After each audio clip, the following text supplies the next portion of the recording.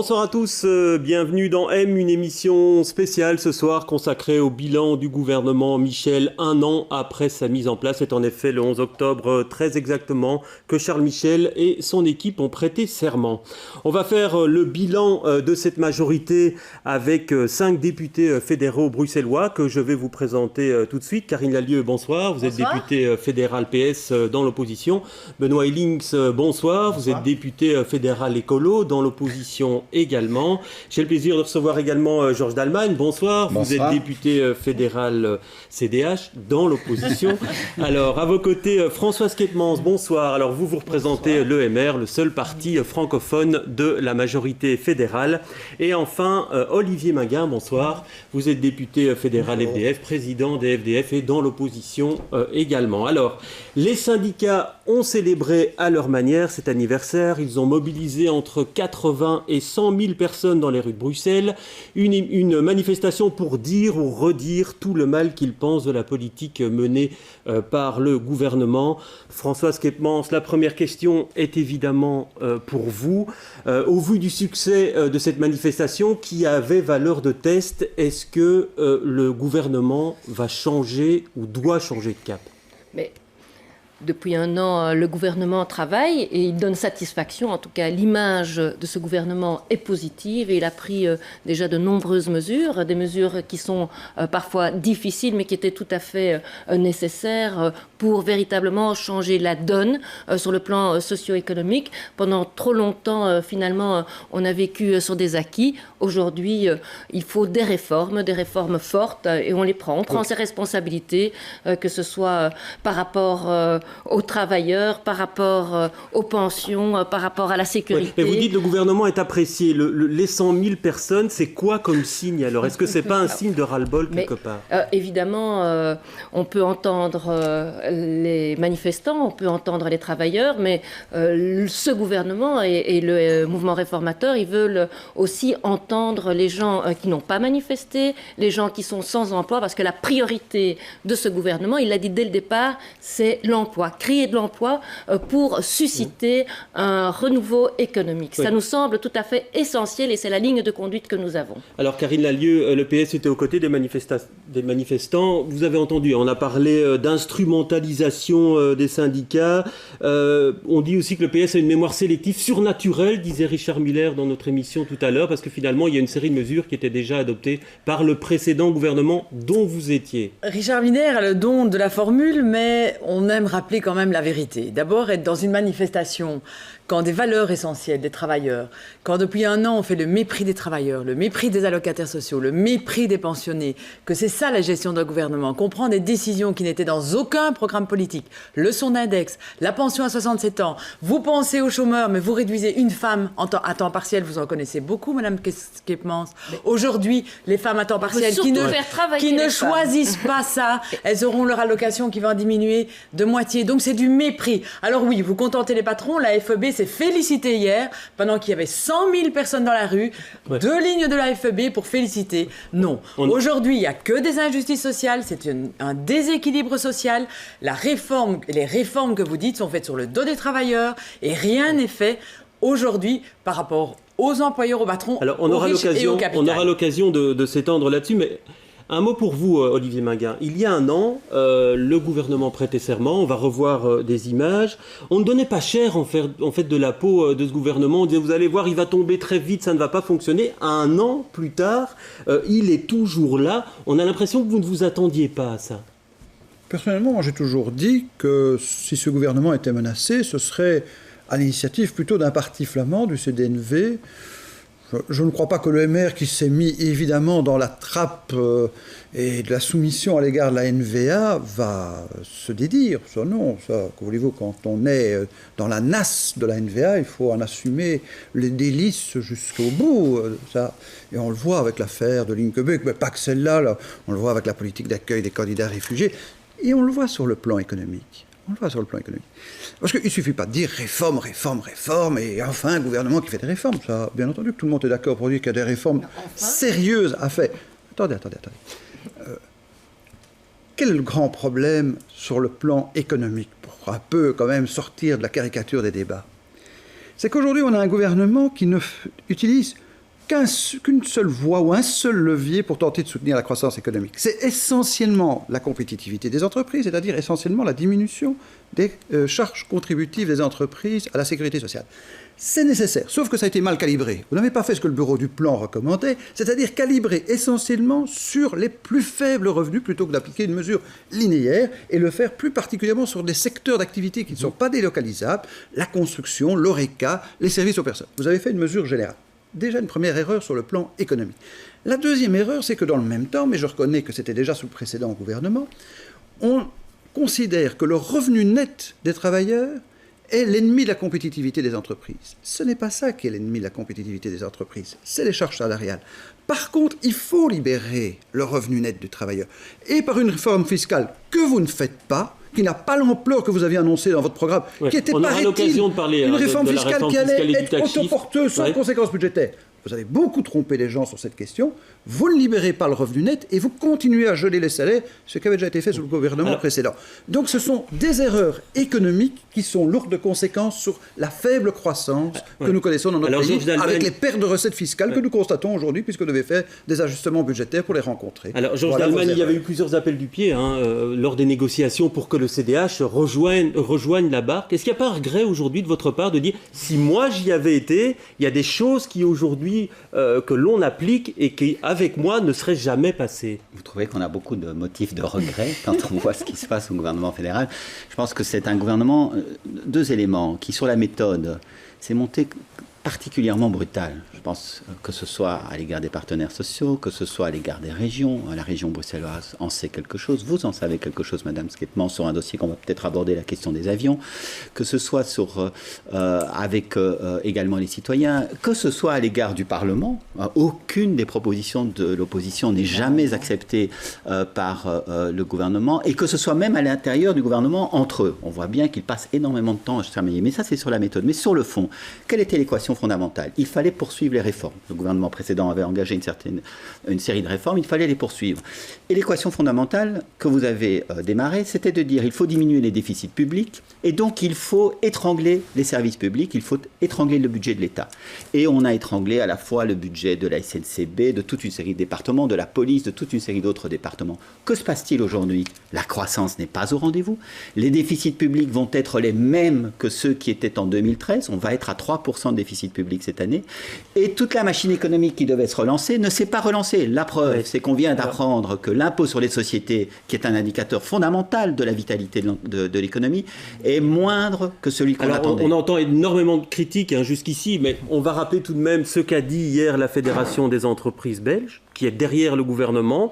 Elle a dit simplement les indicateurs repassent progressivement dans le vert, il faut poursuivre la voie des réformes. Alors, est-ce que vous n'avez pas tout faux, Benoît Ehlings, avec les critiques aussi acerbes? Et j'imagine que vous partagez certaines des critiques qui ont été émises par les autres représentants de l'opposition. Et les critiques que j'entends ici, c'est des critiques que les écologistes, lors du gouvernement Di Rupo, pouvaient déjà formuler. Par exemple, si on prend l'exclusion des chômeurs, qui aujourd'hui sont exclus à tour de bras, ce qui représente une charge supplémentaire et impressionnante sur les CPS aujourd'hui, et en particulier les CPS bruxellois.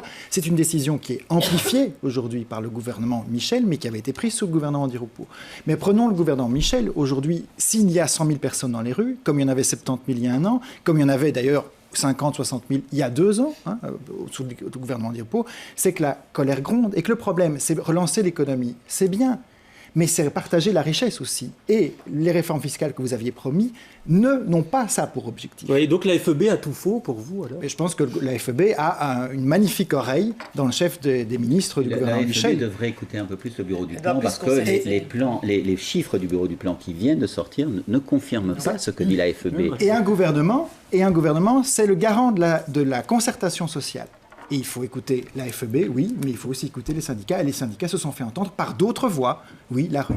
Alors, François Skettmann, sur toutes les critiques qui viennent d'être faites, donc sur la politique économique, sur la réforme fiscale et aussi l'étranglement du budget de l'État et des services publics.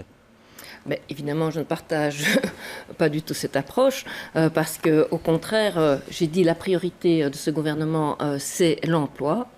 On peut quand même considérer que les charges sur le travail sont les plus importantes en Belgique. Donc, nécessairement, il faut prendre des décisions là-dessus. Et donc, on veut justement, en diminuant les charges patronales, puisqu'elles vont passer de 33 à 25%, faire en sorte que les employeurs puissent soutenir, puissent engager. Parce que souvent, ils disent que les charges patronales sont trop importantes que pour pouvoir engager. Et donc, il nous semble que c'est une mesure essentielle, même si elle est nière. À ce côté de cela, il est prévu également que plus de 400 millions vont être dégagés comme soutien également aux petites et aux moyennes entreprises. Donc, il y a toute une...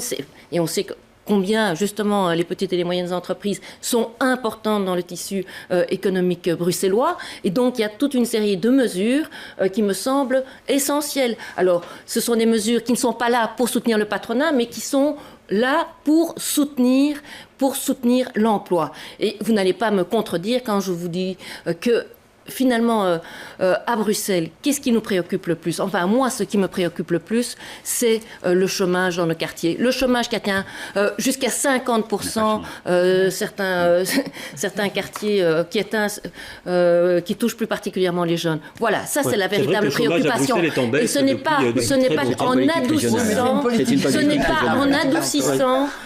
en adoucissant des mesures au niveau social par rapport aux allocataires que nécessairement vous allez relancer l'économie. Une question, quand on entend l'Union wallonne des entreprises, elle dit on courait après une réduction du coût du travail depuis des années, on l'a enfin, et donc on va pouvoir créer de l'emploi au fil du temps. C'est le message qui est délivré. Il y a une chose. L'emploi, tout le monde le veut. La diminution des charges patronales, tout le monde le veut. Et ça avait débuté de manière intensive sous le gouvernement Di Rupo. Et le salaire net des travailleurs, tout le monde veut une augmentation. On partage ça. Mais la question, Madame Skeesman, c'est qui paye aujourd'hui? Et vous avez été chercher tout dans la poche des travailleurs, des allocataires sociaux, soit en augmentant la TVA, soit en augmentant les assises, soit en faisant une réforme fiscale qui n'est pas là. Et donc aujourd'hui, vous promettez tout aux travailleurs, mais la seule chose qui paye, c'est une augmentation de la TVA de l'électricité. Et ce que vous avez offert, et c'est ce qu'on vous reproche au patron, c'est dire qu'on fait une réduction linéaire des charges sociales sans de réduction ciblée. Et là, tout le monde le dit. Tout le monde le dit, ça ne crée pas d'emploi. Donc, évidemment, la méthode est mauvaise parce qu'elle est totalement déséquilibrée. Qu'est-ce que vous faites sur la grande fraude fiscale? Vous mettez 75 millions quand on faisait 600 millions sous le gouvernement Di Rupo par an. Là, il y a un déséquilibre. Alors, avant de vous donner la parole, je vais permettre à Madame Skeepmans, qui est seule contre vous tous, de répondre par rapport justement à ça, le reproche qui vous est fait que tout ce qu'on a été prendre, on a été le chercher dans la poche des travailleurs. Que répondez-vous? Mais absolument pas, puisqu'il est prévu quand même qu'il y ait une augmentation salaire net de 100 € par mois pour les travailleurs. Il est prévu, mais où elle est? Votre gouvernement est en place. C'est la mise en place pour les petits et les moyens revenus, pour les petits et les moyens revenus des travailleurs. Quelle catégorie? Quel montant? Pour les petits et les moyens revenus des travailleurs. Oui, mais ça ne veut rien dire. Ça. Excusez-moi, non. On cherche à comprendre ce qui sera réel en termes de réforme fiscale. Et excusez-moi, d'abord, vous êtes très loin de ce que vous annonciez dans votre programme électoral, mais vraiment très loin. On procède par étapes. Oui. Oh, attendez, c'était tellement... Des réunions sur le chat sheet sont prévues. C'était tellement prévu par étapes que dans la déclaration gouvernementale, il n'y avait quasiment aucune orientation, parce que tout simplement, vous n'aviez pas d'accord. Et parce que d'autre part, vous aviez fait des promesses que vous saviez ne pas être tenables, mais qui étaient un miroir aux alouettes pour beaucoup d'électeurs, que vous avez trompés. Mais aujourd'hui, quand on affecte que 1,8 milliard à une réforme fiscale sur les revenus du travail, vous ne pouvez pas faire l'ampleur de ce que vous annoncez. Et donc, ce ne seront pas toutes les catégories. Ce ne seront que, sans doute, certains types de revenus et sans doute pas les plus faibles qui vont bénéficier. Parce que, par exemple, vous ne retenez pas une mesure qui est indispensable, qui est de remonter la quotité exonérée d'impôts, la quotité de revenus exonérée d'impôts. Nous le proposons, nous, dans une réforme que nous avons déposée par une proposition de loi. C'était dans votre programme, mais vous ne l'appliquez pas. Or, ça bénéficie d'abord à toutes les catégories de revenus, mais plus plus particulièrement aux plus bas revenus. Eh bien, vous ne le faites pas. C'est absolument vous ne le faux, faites puisque pas. puisque dans la réforme qui est prévue, ce sera Quel montant? Il y aura une exonération, elle sera de 25%, alors qu'elle est de 30% aujourd'hui. Quel montant de revenus seront Vous demandez des chiffres, je vous les donne. Quel montant de revenus? Moi, je peux vous dire que jusqu'à 9 000 € dans notre proposition, exonération. Je voudrais simplement dire, je crois dans tous les programmes des partis avant les élections, il était évident, il était urgent, il était même très tard, mais il fallait qu'il y ait une grande réforme fiscale. Ce qui est vraiment la grande surprise, au-delà des chiffres, au-delà des techniques, au-delà de ce que vous annoncez encore et de ce qui pourra se faire, c'est qu'on est 1 an après, puisque c'est ça le thème de votre émission, on est 1 an après la mise en place du gouvernement, qui lui-même a mis 5 mois pour discuter de ce qu'il allait faire, et qu'en réalité, on a très peu... sous le gouvernement précédent qui a mis... Oui, d'accord, enfin, qui a mis 1 an à être vous étiez déjà dans le gouvernement précédent. Donc, au moins, nous avons avancé, parce que si on vous avait attendu... Vous étiez dans le gouvernement précédent, Madame Skepmans. Si on vous avait attendu, on serait encore... Si on vous avait attendu, on sera encore en train de discuter pour savoir comment on allait mettre en place le gouvernement. Attendez, je vais très rapidement parce que j'ai encore plusieurs thèmes à évoquer. Benoît Hellings attend sagement que je lui donne la parole. Donc, eh bien, vous n'avez pas fait ce qu'il fallait pour cela. Vous vous êtes précipité dans les bras de la NVA. Ne parlez pas tous en même temps, s'il vous plaît. On laisse terminer Jean-Claude Allemagne. La NVA, qui d'Anvers aujourd'hui dirige le pays, ça a été votre choix. Les relations avec la NVA, on va l'aborder tout de suite, mais je voudrais que vous terminiez là-dessus, et puis je donne la parole à Benoît Hellings. Sur la réforme fiscale, ce que nous demandons, c'est qu'enfin, il y ait des actes. Parce que les charges sur le travail, elles sont toujours là. Le changement de fiscalité sur les revenus du capital, elles ne sont pas prévues. Il y a toute une série d'éléments qui avaient été envisagés, imaginés de tous côtés. Nous avons fait des propositions depuis très longtemps. Vous n'en avez pas tenu compte. C'est ça qui est le problème aujourd'hui. Et puis je vous permettrai de terminer sur le sujet, Madame Skepmans. Mais ce qui est vrai, c'est que le tax shift que vous aviez annoncé, que vous avez présenté globalement plus ou moins au début de l'été, enfin au début de l'été, oui, s'est avéré être un tax pchit. Pourquoi ? Parce que ce que vous aviez promis en variation des impôts sur les autres formes de revenus, à commencer par ceux du capital, vous ne l'avez pas fait. Ça a plein d'implications. Pas seulement pour les revenus des travailleurs, ça a des implications aussi environnementales. Si vous aviez pu baisser la taxation sur le travail et l'augmenter sur d'autres formes de revenus, on aurait pu imaginer que le système des voitures de société puisse être puissamment modifié, ce qui a un impact sur l'engorgement de Bruxelles. Beaucoup de personnes qui aujourd'hui vivent en Wallonie et en Flandre viennent à Bruxelles en véhicule individuel. Et parallèlement, ça aurait pu permettre d'augmenter du coup le salaire poche d'un certain nombre de citoyens, à commencer par celui des Bruxellois. Alors votre réponse, on vous demandait des actes, des chiffres. Alors à quand les actes par rapport à cette réforme fiscale ? Mais d'abord, en ce qui concerne les revenus du capital, il y a quand même la lutte contre la fraude fiscale qui est toujours 175 millions. Ça, ils sont censés les faire. 600 millions sur le gouvernement précédent, Madame Skepmans. Aujourd'hui, il y a 175 millions. Il y a la taxe sur les valeurs spéculatives, puisque c'est quand même une initiative qui est nouvelle. On prévoit 28 millions d'euros. Donc oui, mais enfin, on prend des mesures qui s'ajoutent les unes aux autres et qui n'existaient pas, qui n'existaient pas avant. Il y a également une augmentation de la hausse du précompte mobilier qui passe de 25 à 27%. Donc ne dites pas qu'il n'y a pas de mesures qui sont prises. Avec combien de milliards sur le budget par rapport aux réductions Avec combien de milliards On va terminer sur ce thème, si vous le voulez bien. Je voudrais qu'on passe maintenant à l'ambiance au sein du gouvernement. Ça n'a pas toujours été une ambiance qui n'a pas toujours été des plus sereines. Le Premier ministre a dû désamorcer pas mal de crise, la gestion de l'accueil des demandeurs d'asile, par exemple. Il y a eu toute une série de pots de bananes qui ont été glissés par la NVA sous les pieds de Charles Michel. On a parlé de la gestion des allocations familiales étalées dans le temps pour les demandeurs d'asile, des restrictions pour obtenir un logement social, une révision aussi de la Convention de Genève. Alors la question pour vous, Madame Skepmans, à nouveau, la NVA pour vous, partenaire loyal, partenaire fiable ou pas ? Alors, les relations avec la NVA ne sont pas évidentes. C'est une réalité, mais je ne suis pas convaincue qu'elles étaient plus évidentes sous les législatures précédentes. Avec la NVA, donc, on ne pas avec la NVA. Non, mais je pense que les relations avec le PS n'étaient pas évidentes sous la législature précédente. Soit, alors, on s'en tient à l'accord de majorité, et dans le cadre de cet accord de majorité, les partis ont une position tout à fait correcte. C'est un gouvernement, on l'a répété, qui a une vocation socio-économique. Donc nous ne voulons pas que le communautaire intervienne par rapport au dossier. Et en ce qui concerne les événements qui n'étaient pas prévus dans cet accord gouvernemental, on peut considérer quand même, notamment dans le domaine de la sécurité, par rapport au phénomène de djihadisme qu'on a connu, eh bien, le gouvernement a pris ses responsabilités par rapport aux migrations de candidats réfugiés. La situation a été gérée. Alors évidemment qu'on peut regretter les propos maladroits ou difficiles qui sont tenus par certains membres de la NVA, alors qui ne sont pas nécessairement dans le gouvernement, mais nous avons aussi des ministres de la NVA, et je peux citer le ministre de l'Intérieur, qui sont de bons ministres et qui exercent tout à fait bien leurs fonctions.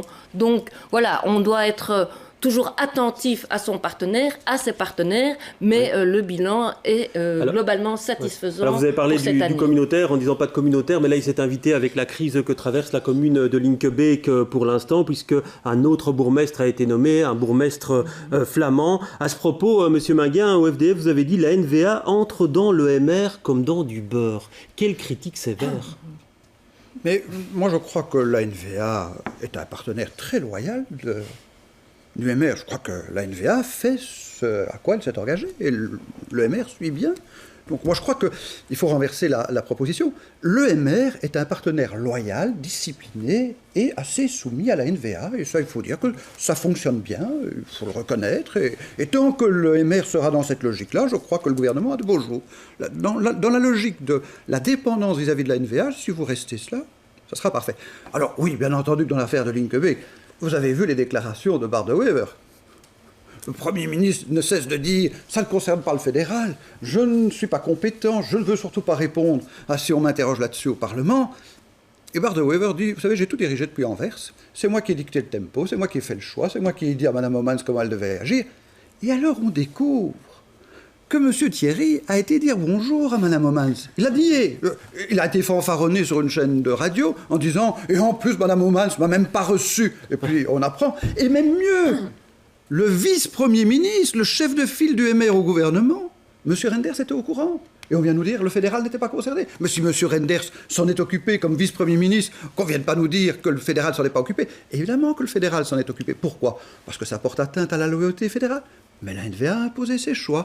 Et le MR courbe les chines et suit. Alors on termine le tour de table là-dessus, puis je vous laisse répondre, Mme Skepmans, M. Dalmagne. Oui, moi j'aurais aussi envie de dire, mais l'ambiance elle est excellente évidemment entre la MR et la NVA. Ils sont d'accord sur à peu près tout. Sur Linkebeek, effectivement, De Wever dit c'est une affaire régionale flamande, et le Premier ministre dit c'est une affaire régionale flamande. Ouais, le président du MR soutient oui, enfin toute la scénographie a été mise en place, comme l'a rappelé mon collègue M. Minguin, entre le MR et la NVA avant que ce soit public, mais donc ils s'accordent tous pour dire que c'est une affaire effectivement qui doit être gérée par Bart De Wever et pas par le Premier ministre. Et donc on a vu ça à plusieurs reprises, des mises au point qui ont été faites à partir d'Anvers sur le Premier ministre, et le Premier ministre qui effectivement suivait, que ce soit dans l'accueil des réfugiés, que ce soit dans la restriction de certains droits, dans toute une série de matières comme celle-là, on voit qu'effectivement le MR est un excellent partenaire de la NVA. La NVA a bien plus de problèmes avec ses autres partenaires de gouvernement, avec le CDNV notablement, évidemment, mais éventuellement avec d'autres partis. Et on le sent très bien au Parlement fédéral, où l'ambiance, je peux vous dire, entre le CDNV et la NVA est à couteau tiré, dans toutes les commissions. Karine Lallieu, et puis... oui, mais je vais aller dans le sens, évidemment, de mes collègues. Regardez, les diamantaires d'Anvers veulent un impôt beaucoup sur mesure. Voilà, sur mesure, je cherchais mes mots. Eh bien, ce gouvernement le fait avec le MR. Et puis alors, ce qui est vraiment honteux pour des démocrates, Madame Skeepmans, c'est les discours. Les discours qu'on entend de ministres NVA, et pas seulement de Monsieur De Wever, des ministres NVA. Et le Premier ministre n'a pas trouvé utile, alors que c'est notre pays qui est touché par rapport à des propos qui sont à l'extrême, à la droite extrême, des propos honteux par rapport à des gens qui fuient la guerre. Le Premier ministre n'a pas trouvé utile de venir rectifier ses propos devant le Parlement. Il a envoyé, je l'ai dit sur ce plateau, son papa à la télé. C'est pas le papa de monsieur le Premier ministre que je veux entendre, c'est le Premier ministre lui-même. Monsieur Et j'espère, Madame Skeepmans, oui, mais j'espère simplement que mardi, il parlera peut-être de valeurs de cet État, et qui rappellera à l'ordre ses ministres, et ça, il n'a encore jamais fait, et encore moins les ministres de la NVA. Benoît Ellings, très vite. Mais donc, le bal auquel se livrent la NVA et le MR est un bal de faux cul. On parle de Linkebeek, mais moi, j'aimerais parler aussi de l'absence du Premier ministre. Le MR a peut-être le Premier ministre, mais où est le Premier ministre? Si je prends la crise de l'asile, par exemple, Franken dit quelque chose. 2 semaines plus tard, le Premier ministre vient en commission nous parler de qu'est-ce qui est prévu pour cette crise d'asile. Il dit...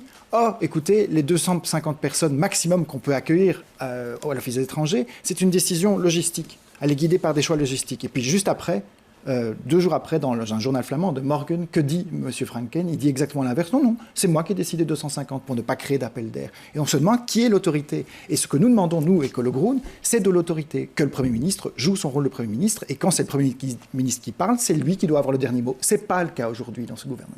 Madame Skeepmans. Alors, concernant la crise migratoire pour les candidats réfugiés, il est évident que le Premier ministre a directement pris ses responsabilités par rapport à cette situation. Alors nous étions pendant les vacances parlementaires, il y a eu des commissions, vous vouliez en faire un débat, le ministre, non, vous vouliez en faire un débat, il n'était pas utile d'en faire un débat en séance plénière. On était tout disposés à venir en commission. Mardi, nous aurons... Alors, il y aura la rentrée parlementaire qui va se faire la semaine prochaine avec la déclaration. À cette occasion, le Premier ministre aura l'occasion de s'exprimer. Il a remis les pendules à l'heure par rapport aux déclarations du secrétaire d'État pendant la crise sur l'immigration. Les mesures ont été prises. Pour gérer cet accueil. Je dois encore parler du survol. Une réponse à une question. Quand on vous dit Je ne peux pas accepter qu'on dise que le Premier ministre ne prend pas sa responsabilité. Et ce n'est pas uniquement un problème MR-NVA. Je pense qu'il y a des partis flamands qui soutiennent pleinement la position qui a été prise par la ministre Holmans pour Linkebeek. Et on peut véritablement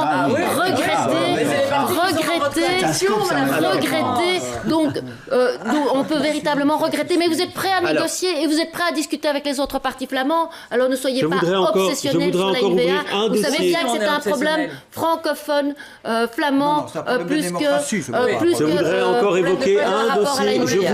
évoquer un dossier, si vous le voulez bien. C'est la question du survol de Bruxelles. On sait que ça empoisonne les relations entre le fédéral et la région bruxelloise. Ça ne date pas d'hier, mais il y a encore eu une crise il y a quelque temps, puisqu'il y a une surcharge du survol de la zone du canal la nuit. À cette heure, aucune solution n'a été trouvée.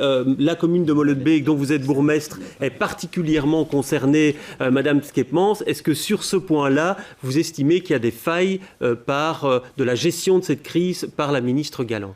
Il faut quand même se rappeler d'où on vient dans ce dossier du survol de Bruxelles et toutes les erreurs qui ont été commises, notamment sous le gouvernement précédent et par le secrétaire d'État Wathelet. Donc le moratoire qui a été pris par Jacqueline Galland est tout à fait positif. Alors, c'est vrai qu'il y a le survol du canal, mais je pense que la problématique du survol de Bruxelles, elle ne concerne pas que le canal, elle concerne beaucoup de quartiers sur la région bruxelloise. Donc moi, je ne vais pas faire du centrisme par rapport à cette problématique. Il y a des exigences à avoir à l'égard de la ministre Galland. Sur la gestion du dossier par la ministre Galland, est-ce que vous êtes satisfait? Je dirais qu'il faut que la ministre atterrissent sur ce dossier. Ceci dit, on veut renvoyer. Mais qu'ils n'atterrissent pas dans l'impréparation, Mais son qu'ils vol n'atterrissent plané pas dans... est long. Et qu'il y a un Ceci dit, certain aucun nombre des partenaires du gouvernement de fédéral- mesures à prendre, mais qui doivent se faire sur une base objective. Oui. Ce qui n'a pas été Eh bien, par fait. exemple, Par exemple, la densité des quartiers, la densité des quartiers, L'interdiction le des vols de tonnage nuit. des avions. L'interdiction des vols de nuit. Qui était dans votre programme, hein Qui était dans votre programme. Alors, L'interdiction des vols de nuit. Il faut pourquoi pas. pouvoir Ça, c'est- autoriser la règle générale, ça doit être l'interdiction, mais il faut nécessairement pouvoir autoriser des avoir beaucoup dérogations. d'exceptions, comme ça, Moi, il y aura je ne plus veux pas d'interdiction mettre, de vol de nuit. je ne veux pas qu'il y ait des difficultés économiques par Mais il y a des tas rapport d'aéroports qui vivent par très bien rapport, avec des interdictions de vol de nuit, Madame Skepman. Oui, mais enfin, on a quand Très même bien. développé, L'aéroport ne s'entend on a pas avec développé ses une riverains, économie il ne par pourra pas rapport se à cet développer économiquement, aéroport, Madame donc il faut Skepman. nécessairement C'est ça qu'il prendre faut comprendre. des mesures transitoires. Donc moi j'entends bien qu'on ne peut pas accepter un survol de Bruxelles dans les conditions actuelles. On doit pouvoir admettre des dérogations. Quelles sont les Il faut mesures être particulièrement structurelles que vous attentif allez au tonnage proposer et au Madame bruit, Skepman, aux nuisances Toutes les sonores. associations sont Et- d'accord. Ah oui, mais Elles le- sont toutes d'accord sur le fait qu'on ne peut plus survoler Oui. Bruxelles et les zones densément peuplées la nuit. Toutes les associations, même les flamandes, de l'Ostran, du Nordtran, tout le monde est d'accord. Tout le monde est d'accord là-dessus. Alors, Mais je le dis, Alors, je le faisons- dis. Mais la NVA vous je le l'interdit. dis que La NVA vous il faut l'interdit. nécessairement, Mais si, Des grands aéroports. il faut l'interdit. nécessairement faire en sorte que Bruxelles ne soit pas impactée par le survol, notamment comme c'est le cas aujourd'hui, bien qu'il y ait une diminution sensible qui s'est faite. Oui, il y a une Vous allez voir diminution. les statistiques. Vous allez voir les statistiques. J'habite à hauteur du canal et je peux vous dire qu'il y a une Oui, mais- diminution sensible par rapport à ce qu'on a connu À Molenbeek, précédemment. dans votre commune, certainement pas. Vous le savez bien. Absolument. Mais non, vous le savez bien. Mais non, vous On savez vous donnera que les si- statistiques. Que par vous allez rapport à voir. ce qu'on dans les a connu Bruxelles, cet été, c'est par une rapport à ce qu'on a tragédie. connu cet été, la situation est moins difficile. Mais, enfin, Voilà, je vais écoutez, devoir- monsieur, et ce n'est pas moi qui le dis, c'est Mais aussi les vous allez avoir données les- objectives de vous allez ce avoir les- domaine. Je les ai, les données Vous allez objectives. avoir les Bien, Il n'y a alors, jamais eu on les autant de adressera pas vols de la même sur manière. Bruxelles. Vous allez avoir les relevés des sonomètres bruxellois, vous allez voir le nombre Voilà. d'infractions. Il est Je vais- juste temps que Mme Galland prenne cette responsabilité et sorte des solutions parce qu'on s'impatiente énormément. Elle a tout promis, elle fait des belles déclarations, mais on ne voit rien venir. Et elle Voilà laisse le se message. développer des activités comme Ethiopian Airlines, Voilà le qui message viennent qu'il faut d'abord faire passer. concurrencer l'aéroport de Liège, Jersey, bravo oui. pour la solidarité, Mais- mais par ailleurs, qui vient aussi perturber le ciel pense que- bruxellois à des heures qui ne sont pas souhaitées. Que vous laissez développer le fret et vous laissez développer les low cost tôt le matin, vous n'aurez pas, en effet, l'interdiction des vols de nuit. Et ça, c'est un choix économique Elle l'a imposé annoncé, elle l'a par la annoncé. NVA. Je rappelle quand même que dans ce dossier, on a entendu le Premier ministre dire Je vais devoir que vous couper, l'agrément Monsieur Magard. d'Ethiopian Airlines serait de courte durée, déjà renouvelé, Déjà parce renouvelé. que la NVA l'a imposé. Voilà. Point On va final. clôturer Ça, ici ce débat et on aura l'occasion de reparler de cette question du survol puisqu'on nous annonce des mesures objectives qui situeront très exactement les nuisances que vivent les communes bruxelloises dans ce dossier. Merci d'avoir suivi ce débat. Merci messieurs, merci mesdames d'y avoir assisté. Je vous retrouve demain pour la dernière de M de la semaine. Très bonne soirée à tous.